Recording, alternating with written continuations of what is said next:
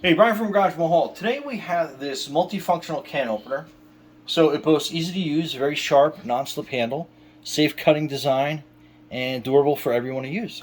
So let's open this up.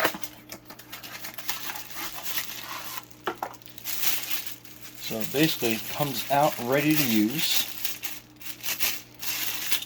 Get that plastic off there. So, and it has a little embossed arrow on the bottom that you can see. So this is the direction that it wants you to actually open a can with. Put this down on a can.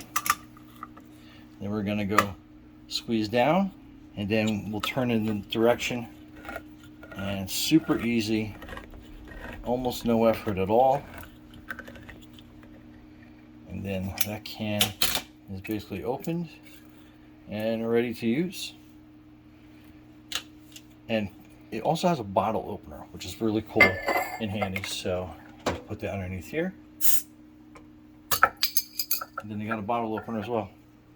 Anyway, really cool can opener and bottle opener. Brian from Garage Mahal, thanks for watching and be safe out there.